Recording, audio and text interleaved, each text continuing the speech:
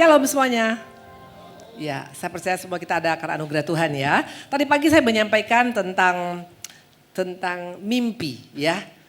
Kita itu kalau hidup dalam Tuhan tuh seperti mimpi rasanya. Wow, kok bisa kayak gini ya hidup gua ya, seperti itu ya. Bahkan dikatakan kita dapatkan sesuatu yang lebih daripada yang kita doakan. Mungkin engkau berdoa 5 km, Tuhan kasih 500 km. Wow, luar biasa. Dan yang ketiga dikatakan tadi, saya sampaikan, apa yang tidak pernah kau pikir, tidak pernah kau lihat, tidak pernah kau dengar, itu yang Tuhan sediakan. Itulah kalau kita ikut Tuhan. Kepada siapa Tuhan berikan? Kepada orang yang mengasihi Dia. Bukan kepada orang Kristen, bukan kepada jemaat yang rajin, bukan hanya kepada orang-orang yang melayani, tapi kepada orang yang mengasihi Tuhan. Nah, bukti orang mengasihi Tuhan pasti ada. Tadi saya sampaikan. Nah, sekarang yang kedua kita akan mendengarkan kebenaran. Saya percaya juga kita akan diberkati juga ya. Yang pertama tadi itu luar biasa. Untuk yang mau mendengar nanti mungkin ada recordingnya saya nggak tahu. Tapi pasti sangat-sangat diberkatin. Nah, yang kedua kita akan masuk yuk sekarang Kejadian 18 ayat 17. Yuk kita buka firman Tuhan. Kejadian 18 ayat 17. Demikian firman Tuhan dikatakan begini. Berpikirlah Tuhan, apakah aku akan menyembunyikan kepada Abraham apa yang hendak kulakukan ini. Wow, sekali lagi saya sampaikan. Dikatakan begini. Berpikirlah Tuhan, apakah aku akan menyembunyikan pada Abraham apa yang hendak kulakukan. Saya mau tanya, kira-kira ini Tuhan kok ngomong seperti ini ya. Kok kayaknya sungkan ya sama Abraham. Kenapa? Sampai harus berpikir. Rasanya kagok kalau nggak ngomong sama Abraham. Memangnya Abraham siapa? Apa karena dia orang kaya? Apa karena dia pengusaha ternak? Apa karena dia hamba Tuhan besar? Apa karena dia mungkin orang-orang yang sangat-sangat diperhitungkan oleh dunia? Jawabannya no. Bukan karena sekedar Abraham kaya. Abraham memang kaya. Tapi bukan itu yang membuat Tuhan kagok untuk nggak ceritakan tentang rencana Tuhan dalam hidupnya. Tapi karena apa? Karena Abraham adalah sahabat Allah. That's it. Wow! Bayangkan kalau engkau dan saya menjadi sahabat Allah. Sahabat dunia ini terbatas. Engkau punya sahabat orang kaya, kapan-kapan juga engkau bisa tidak menjadi sahabatnya. Tapi kalau jadi sahabat Tuhan itu luar biasa. Dikatakan di sini mana buktinya? Coba kita buka. Ya, mana buktinya Abraham adalah sahabat Allah? Yakobus 2 ayat 23. Ya, kita buka Yakobus 2 ayat 23. Demikian firman Tuhan.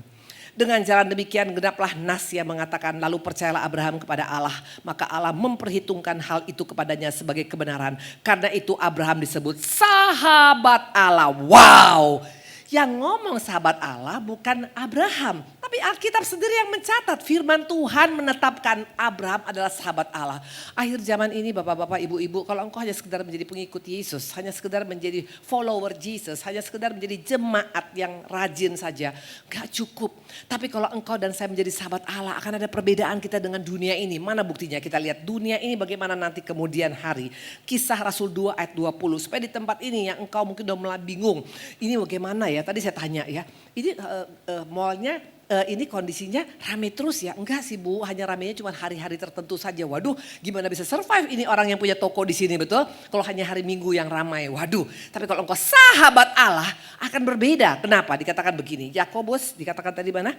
Kisah 2 ayat 20, matahari akan berubah menjadi gelap gulita dan bulan menjadi darah sebelum datangnya hari Tuhan, hari yang besar dan mulia itu. Apa hubungannya? Yes, dunia tidak akan memberikan kepastian. Tapi kalau engkau sahabat Allah, Tuhan kasih tahu sama kita apa yang terjadi ke depan. Makanya hidupmu akan lebih tenang, ada damai sejahtera, ada sukacita. Dan ini modal kita di akhir zaman. Karena di akhir zaman ini iblis akan ambil damai sejahtera. Maka kita lihat sekarang banyak keluarga-keluarga yang kehilangan damai sejahtera. Maka terjadi perceraian, terjadi perselingkuhan, gereja-gereja yang ribut, terjadi permasalahan. Karena apa? Kehilangan damai sejahtera. Makanya hari ini kita punya target, aku mau jadi sahabatmu Tuhan. Menjadi sahabat dunia terbatas, percayalah. Tapi sahabat Tuhan itu luar biasa. Kenapa saya berkata? Ada 4 poin bonus bagi sahabat Tuhan. Yang pertama dikatakan Tuhan gak bisa simpan rahasia kepada kita. Tuhan kasih tahu semua kepada kita tentang rumah tangga kita, tentang hidup kita, tentang keluarga kita, tentang pelayanan kita. Semua Tuhan kasih tahu. Makanya engkau tidak jadi orang yang linglung dalam hidup ini. Karena engkau tahu mau Tuhan bawa kemana. Tuhan kasih tahu. Nah waktu ini saya kesaksian sedikit. Waktu itu keluarga saya kebetulan itu semuanya cancer. Ayah saya meninggal cancer, ibu saya juga cancer dan kakak saya 3 orang kena cancer ya.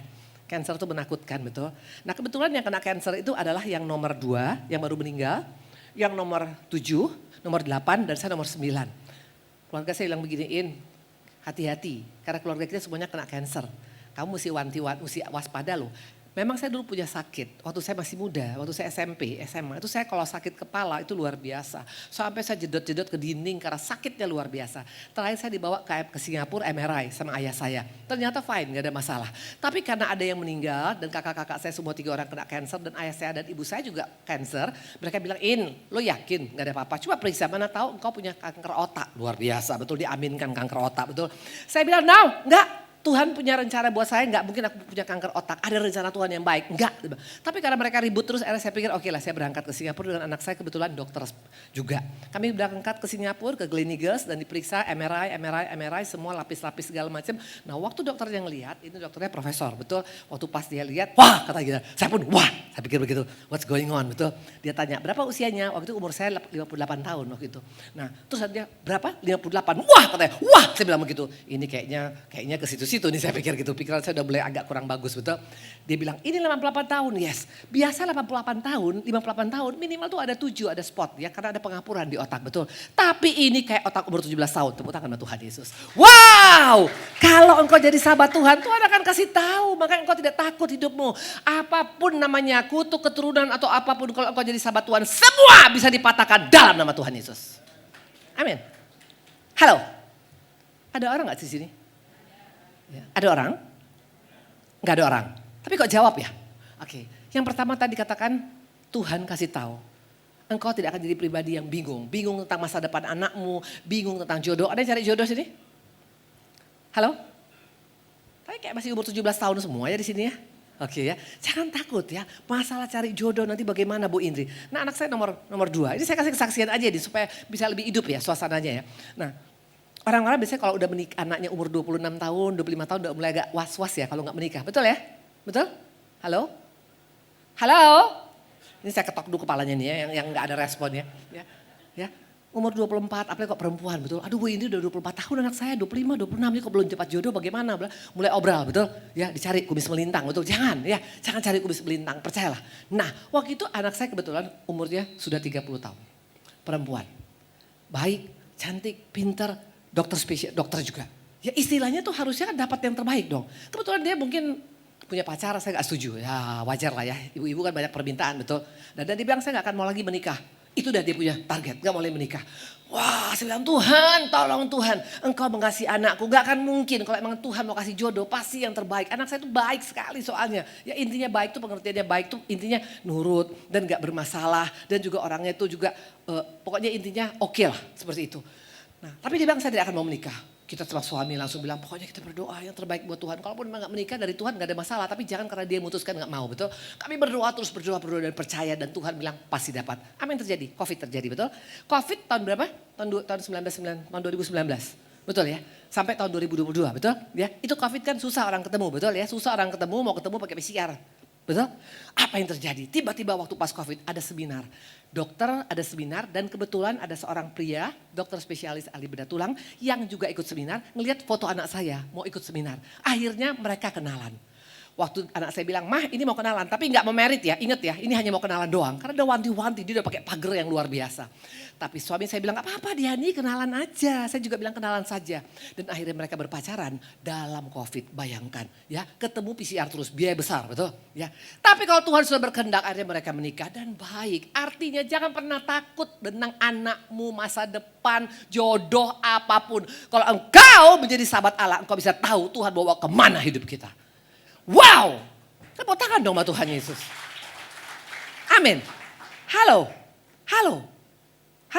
Dikatakan tadi yang pertama, engkau tahu. Yang kedua, mari kita lihat yang kedua, yang berikutnya, betul?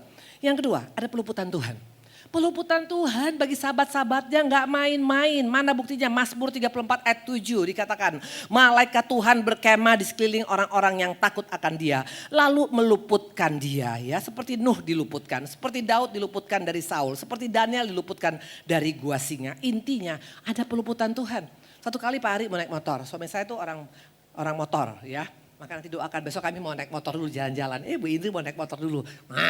Berapa kilo Pak? 4.000? 2.000 kilo, begitu ya.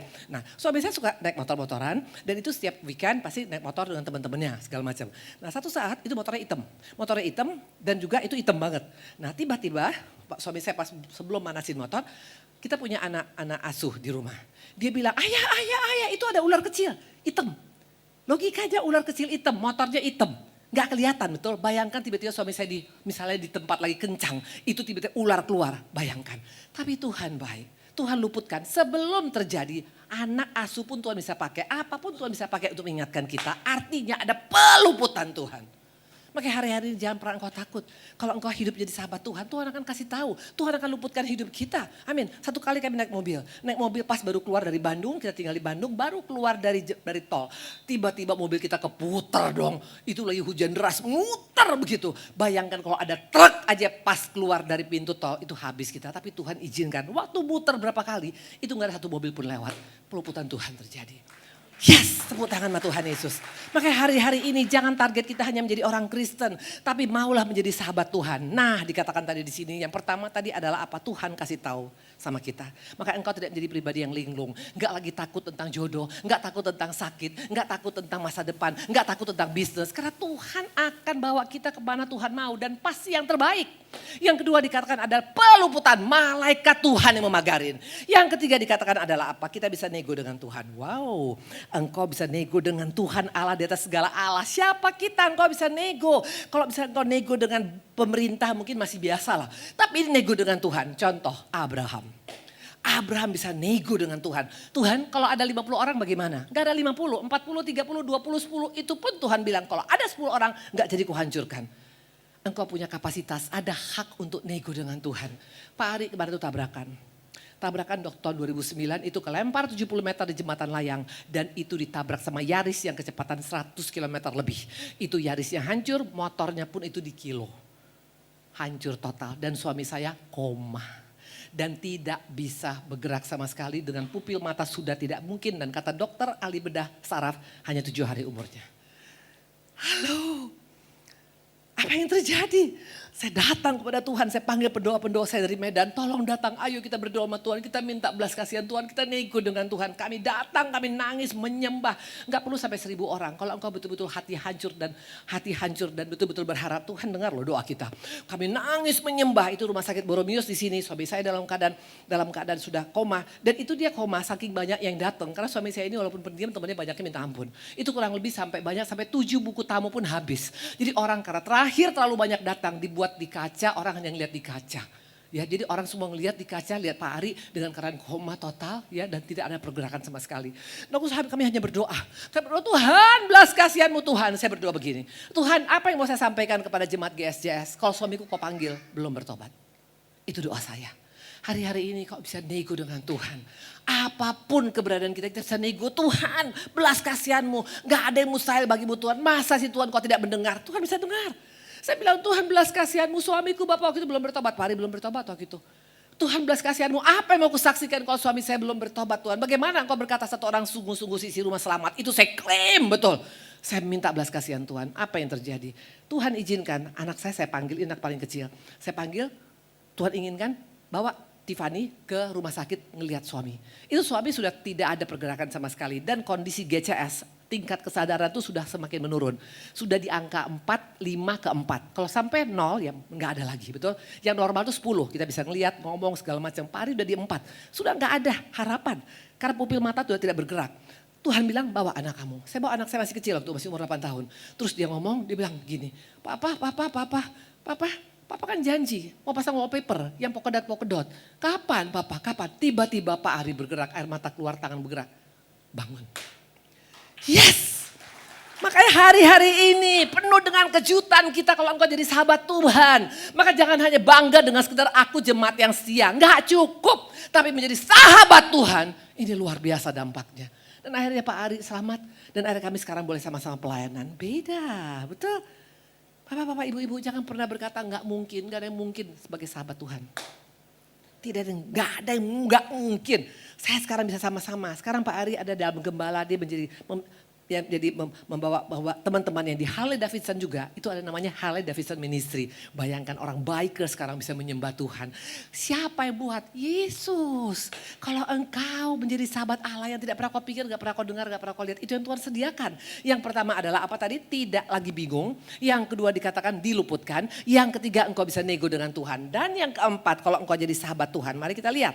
Dikatakan di sini, 2 Timotius 2 ayat 13. Jika kita tidak setia, dia tetap setia. Karena dia tidak dapat menyangkal dirinya. Wow, dikatakan kalaupun kita gak setia sama Tuhan, Tuhan tetap setia sama kita. Di mana di dunia ini ada orang seperti itu? Gak ada, betul. Kalau kita gak setia, bahkan suami istri pun banyak yang gak setia sekarang, betul? Di sini ada suami istri yang gak setia, coba saya lihat muka-mukanya. Suami yang suka melirik istri orang, kelihatan ya. Ini saya punya mata ilahi loh, betul? Semua pura-pura begitu. Betul? Ya, gak ada masalah. Kalaupun salah minta ampun sama Tuhan. Sama Tuhan itu very simple, betul. Nah, dikatakan tadi adalah apa? Ya, dikatakan dia setia, sahabat yang setia. Di mana engkau bisa dapat sahabat yang setia di dunia ini? Gak ada. Waktu ada uang, waktu engkau berhasil, semua orang dekat. Udah engkau tidak ada apa-apanya, hilang tuh semua. Itulah dunia. Tapi Tuhan katakan walau kau pun gak ada yang deketin, aku yang selalu dekat dengan engkau. Wow. Target kita. Ini akhir zaman. Akhir zaman ini engkau tidak menjadi sahabat Tuhan, gak akan bisa bertahan. Maka tadi sekali saya bilang, jangan hanya bangga dengan berkata, saya sudah 100 tahun jadi orang Kristen. Gak cukup. Nah, sahabat bicara tentang apa ibu-ibu, bapak-bapak? Sahabat bicara tentang hubungan, relationship. Kekristenan itu bukan agama. Kekristenan itu bukan doktrin. Kekristenan itu bukan slogan. Kekristenan berbicara tentang hubungan kita dengan Bapa. Makanya di Alkitab dikatakan kita bisa panggil dia Abah, Bapak. Wow, siapa sih yang punya Bapak? Angkat tangan. Cuma satu yang punya Bapak, yang lainnya lahir tiba-tiba dari langit. Semua punya Bapak, betul. Kita pasti dekat sama Bapak kita. Saya sama ayah saya paling dekat. Wah, itu sampai SMA saya tidur dipeluk sama dia. Karena saya anak paling kecil. Dekat sama Bapak, itulah kita harusnya. Punya hubungan yang bukan formal. Makanya ngomong sama doa sama Bapak itu beda. Gak perlu doa.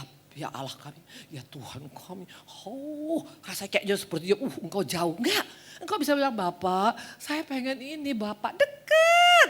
Karena kita adalah Bapak dengan anak. Nah, sahabat bicara tentang hubungan. Nah, untuk engkau punya hubungan, artinya apa? Ada kata S-A-L-I-N-G, saling. Jangan pernah engkau berkata engkau sahabat Allah, tapi gak ada kata saling. Kita melakukan, Allah melakukan. Baru kita menjadi sahabatnya. Nah, kita akan lihat sekarang di sini ada 7 bukti orang yang menjadi sahabat Tuhan. Kalau engkau mau ya, kita akan praktekkan. Yang pertama adalah apa? Seorang sahabat. Ya, kira-kira kalau kita jadi sahabat seorang, apa yang kita lakukan? Tadi dikatakan tadi apa? Kalau kita jadi sahabat ada 4 hal ya. Apa tadi yang pertama bapak-bapak, ibu-ibu? Tadi apa? Tidak khawatir akan masa depan, betul? Yang kedua tadi katakan adalah apa? Apa yang kedua? Yang kedua dikatakan engkau bisa diluputkan. Yang ketiga engkau bisa nego. Yang keempat Allah kita setia, betul? Dan itu janji Tuhan. Ini kartu garansi TV saya. Kartu garansi TV itu paling setahun umurnya, betul? Gak ada jaminan. Dan kalau spare part yang mahal rusak belum tentu diganti. Tapi kalau garansi daripada Tuhan itu iya dan amin. Janji Tuhan tuh gak pernah berubah dari dulu sekarang sampai selama-lamanya. Waktu engkau menjadi sahabatnya, 4 ini akan menjadi gaya hidup kita, betul? Nah, dikatakan, saya mau tanya, perjanjian baru ada, Alkitab ada isinya ada berapa bagian? Ada berapa bagian? Alkitab, 2, apa? Perjanjian baru dan lama, betul. Tapi dalam perjanjian baru dan lama ada 2 bagian, yaitu apa? Perintah dan janji. Jangan coba-coba kita klaim janji Tuhan. Aku klaim janji Tuhan, anakku berhasil. Tapi kita sendiri gak pernah kasih waktu dengan anak kita. Aku klaim janji Tuhan, suamiku berubah. Tapi kita sendiri suka ngelawan suami kita. Aku klaim janji Tuhan, usahaku maju tapi bangun jam 1 siang. Gak mungkin.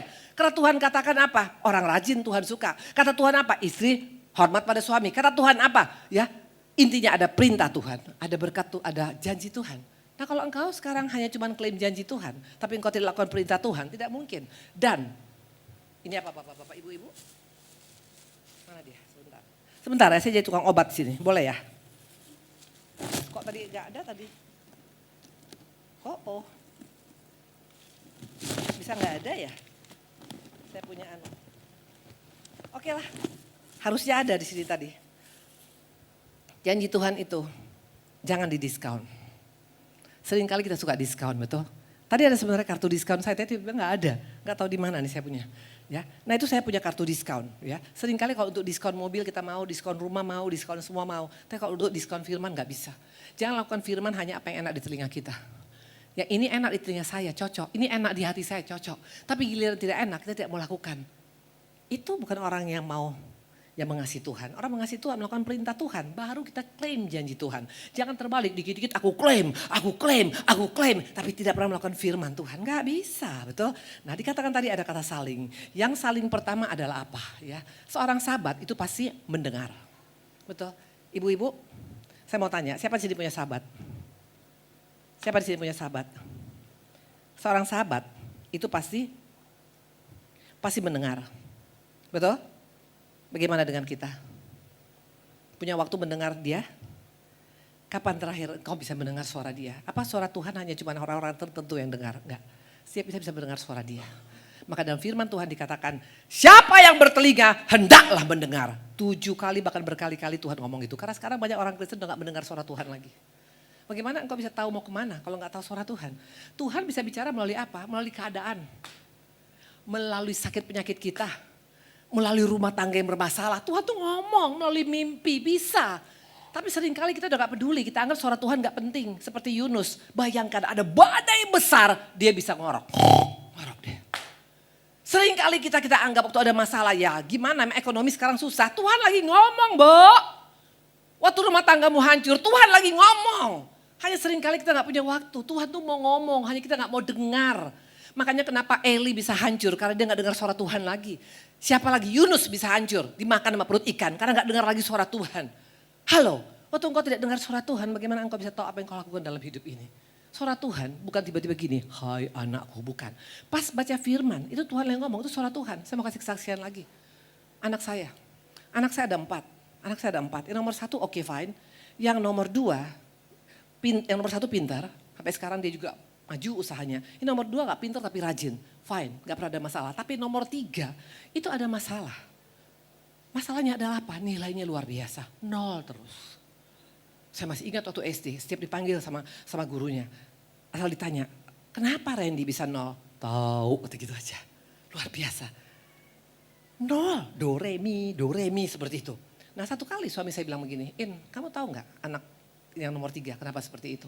Saya gak nangkap loh, bayangkan. Makanya jangan pernah anggap enteng. Kadang-kadang Tuhan bisa bicara melalui orang-orang yang kita pikir, saya kan udah pelayanan. Gak jadi jaminan. Pelayanan belum tentu engkau bisa dengar suara Tuhan loh. Saya gak dengar suara Tuhan melalui keadaan anak saya. Suami saya yang ngomong, dia bilang apa? Kamu tahu gak kenapa Randy seperti itu? Kenapa? Ya mungkin beda aja dia sendiri. Saya masih coba membela diri.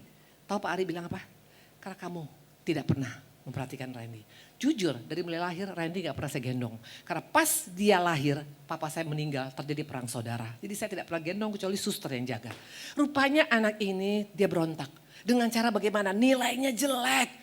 Bukan karena anaknya bodoh. Saya bilang, ampuni aku Tuhan. Saya bilang gitu, Pak Ari bilang, kasih waktu buat anak kamu. Jangan hanya cuma anak nomor 1, nomor 2 yang kamu perhatikan. Kasih waktu buat anak nomor 3. Waktu saya mau coba deket sama anak saya, makan waktu loh bapak-bapak, ibu-ibu. Gak langsung. Saya mau ajak makan, itu lama sekali bisa. Dan waktu terakhir makan di restoran pun, gimana tadi restorannya enak? Tahu, gitu aja. Saya bilang, Tuhan ampunin aku yang salah selama ini Tuhan. Saya betul-betul merendahkan hati dan saya bilang minta maaf. Maaf Mama Randy selama ini kurang perhatian sama Mama.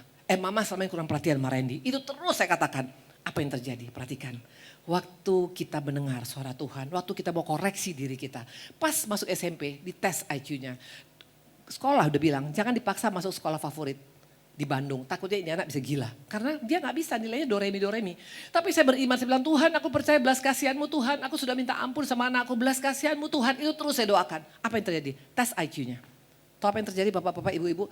Tes IQ masuk SMP 138 genius. Masuk SMP 2 tahun dan akhirnya sekarang kedokteran. Bisa selesai di Jerman. Kalau bukan karena Tuhan, makanya hari-hari ini dengar suara dia. Kalau engkau mengalami hal yang tidak baik, jangan bilang itu cepat-cepat karena anaknya bodoh, karena mungkin istrinya gak benar, suaminya gak benar. Cek diri kita. Amin. Mereka orang konseling sama saya gak langsung bilang, suamimu kurang ajar. Enggak. Kamu sendiri bagaimana sebagai istri? Lu udah lakukan bagian lu gak sebagai istri? Karena cepat kali kita suka cari kambing hitam, betul? Kita suka kambing hitam, ya. Kita suka apa? Ini apa nih? Ini apa? Lalu, kita suka tuntut. Dia dulu berubah, baru gue berubah. Gak bisa! Kita dulu berubah, baru Tuhan ubahkan yang lain. Halo, seorang sahabat mendengar. Apa Yesus mendengar kita? Jelas dia selalu dengar kita. Tuhan dengar kita, jeritan kita dia dengar. Apalagi untuk engkau remuk hati, Tuhan dengar jeritanmu. Pakai hari-hari ini. Cek. Belajar duduk. Lagi doa, banyak diam. Dia akan ngomong sama kita. Seorang sahabat tuh akan ngomong, anakku, lihat bagaimana ekonomimu. Kenapa bisa seperti ini? Kalaupun salah, minta ampun sama Tuhan. Tuhan tuh gak pernah main judge langsung main masukin ke neraka. Enggak, saya adalah produk dari kasih karunia dengan suami. 40 tahun kami hidup dalam dosa, saya pribadi. Semua dosa saya lakukan. Tapi waktu saya datang pada Tuhan dengan segenap hati. Perhatikan, makanya ikut Tuhan harus seperti ini. Ini apa? Ini dari Mandalika. Tahu Mandalika? Ini gak tahu juga Mandalika. Luar biasa, ini dari planet Mars semua ya. Mandalika itu loh yang kemarin ada sirkuit yang ada formula, yang ada motor, apa sih? Aku udah lupa Pak. Intinya itu adalah sirkuit internasional, betul? Nah ini, kalau engkau mau supaya engkau bisa menjadi sahabat Tuhan, salah satu di antaranya apa? Banting setir! Kalaupun salah, minta ampun sama Tuhan hari ini. Karena setiap apa yang kau alamin dan saya alamin, itu Tuhan lagi ngomong sama kita. Halo? Halo? Halo? Saya mau kasih kesaksian sekali lagi. Suami saya Pak Ari, 17 tahun baru bertobat. 17 years. Kok lama Bu Indri? Saya baru sadar itu bukan kesalahan suami saya 100%. Saya ada saham di sana. Tahu kenapa? Karena saya terlalu sibuk pelayanan. Makanya hati-hati dengan kesannya rohani tapi rohana di mata Tuhan. Suami saya lama. Kenapa? Pas dia pulang dari diskotik. Saya gak ada di rumah misalnya. Jangan bilang tapi jadwal saya kan pulang di rumah. Lu pulang, laki lu gak ada di rumah ya percuma aja. Waktu Pak Ari koma, itu Tuhan bilang apa? Duduk diam urus suamimu. 2 tahun saya gak pernah kemana-mana. 2 tahun saya tinggal di rumah. Maka dulu rambut saya panjang segini. Saya potong karena rontok, karena gak pernah ke salon. Tapi sekarang agak oke lah ya. Oke ya. Yes, Pak Ari tabrakan, koma. Dan akhirnya saya bilang Tuhan kalau memang itu Tuhan izinkan saya tinggal di rumah, saya tinggal di rumah. Saya urus suami saya. Tidak pernah ketemu orang, tidak pernah kemana-mana, tidak pernah ke salon, tidak buka HP, hanya urus suami saya. Waktu pas itu saya udah lihat baju-baju saya semua di pelayanan, saya pikir ya udahlah mungkin udah gak pelayanan lagi gak apa-apa. Kalau memang Tuhan izinkan sekarang saya tinggal bersama suami saya di rumah saja ya gak ada masalah. Tapi lihat waktu engkau dengar-dengaran dengan Tuhan. Pak Ari yang ngomong sama saya, sesudah 2 tahun kemudian, kamu gak mungkin di rumah terus, pelayanan lagi dong. Saya kaget, saya pikir takut salah lagi Tuhan. Saya minta 3 kali tanda, 3 kali Pak Ari bilang, kamu buka pelayanan. Namanya apa? Saya bilang, tapi kamu bikin pelayanan wanita. Namanya apa? Sungai Sukacita. Saya bilang kok Sungai Sukacita jelek banget. Kenapa gak misalnya yang keren, tuh blessing atau apapun lah ya kan keren ya. Kenapa Sungai Sukacita? Tahu jawaban Pak Ari apa? Karena selama 2 tahun kamu ngurus saya, muka kamu selalu ada sukacita. Haleluya, tepuk tangan buat Tuhan Yesus. Pembelaan Tuhan. Waktu engkau lakukan, makanya dengar-dengaran adalah bukti orang yang mengasihi Tuhan. Itu yang pertama. Yang kedua, kalau engkau jadi sahabat Tuhan, apa yang bukti orang sahabat Tuhan yang kedua? Mari kita lihat ya. Yang kedua adalah apa? Yang kedua, sebentar ya. Yang kedua dikatakan adalah, sebentar.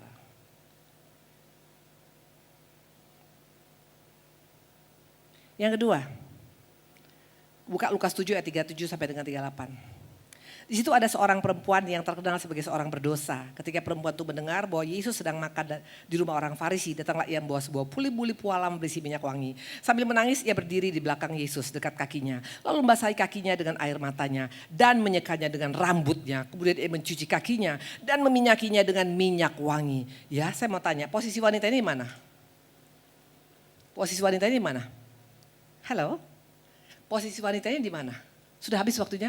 Tinggal 1 menit lagi, berarti saya udah gak punya waktu lagi. Oke, intinya saya loncat, tadi harusnya ada 6 ya, ada 7. Tapi saya sampai 2 aja. Yang pertama tadi mendengar, yang kedua posisi wanita ini. Tahu apa di mana? Dia ada dekat dengan Yesus, betul? Halo? Gak mungkin dia bisa cuci kaki Yesus kalau dia jauh di sini, betul? Dia dekat. Ini bicara tentang sahabat. Apa yang dilakukannya? Dia cuci pakai apa? Dia cuci rambutnya, pakai rambutnya, dia menyelap. Dan dia apa tadi? Dan dia pakai air matanya. Dia kasih yang terbaik loh. Maka jangan hitung-hitungkan sama Tuhan. Kalau engkau berkata engkau mengasihi Tuhan, tapi engkau hitung-hitungkan sama Tuhan, gak bisa. Kasih yang terbaik. Jangan jadi Kristen transaksional. Tahu apa? Kalau saya kasih, Tuhan harus kasih apa sama saya. Saya undang pemusik, saya gak bisa siapkan semua ya, maafkan saya. Jangan hitung-hitungkan sama Tuhan. Nah dikatakan tadi di sini adalah apa? Yes. Jangan hitung-hitungkan sama Tuhan. Iya. Ini apa? Ini apa Bapak-bapak, Ibu? Ini apa? Ada kue, betul? Dari Alfamart, emang murah. Harvest masih tutup tadi pagi soalnya. Ini kuenya enak.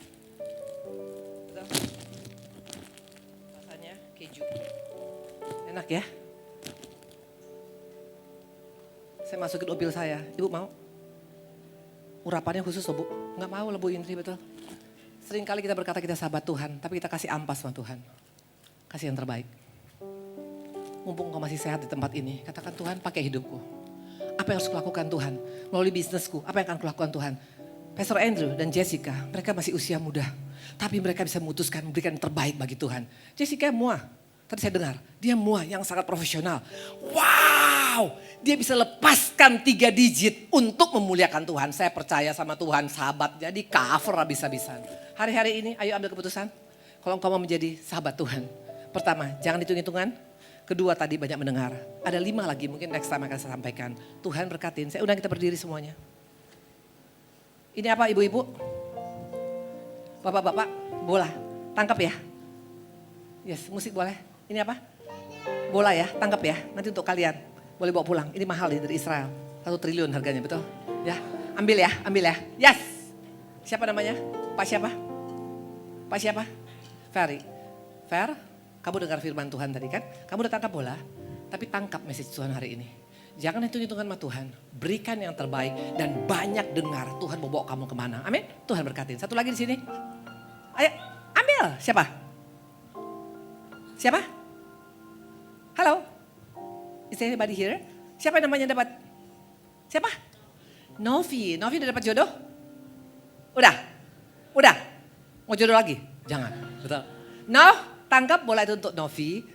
Tapi tangkap firman Tuhan hari ini. Yuk. Jangan hitung-hitungan sama Tuhan. Karena Tuhan kita gak pernah hitung-hitungan. Betul? Dia berikan nyawanya. Mati di kayu salib. Lahir di kandang binatang. Sebagai anak tukang kayu. Who are we? Sampai engkau masih jual mahal sama Tuhan. Keputusan hari ini menentukan. Saya terus terang sama GSJS. Michael, Andrew. Kalian akan dipakai luar biasa. Tidak hitung-hitungan. Dia melangkah gak pakai hitung-hitungan. Siapa kita kalau masih hitung-hitungan? Karena dia adalah sahabat yang luar biasa. Tuhan berkatin.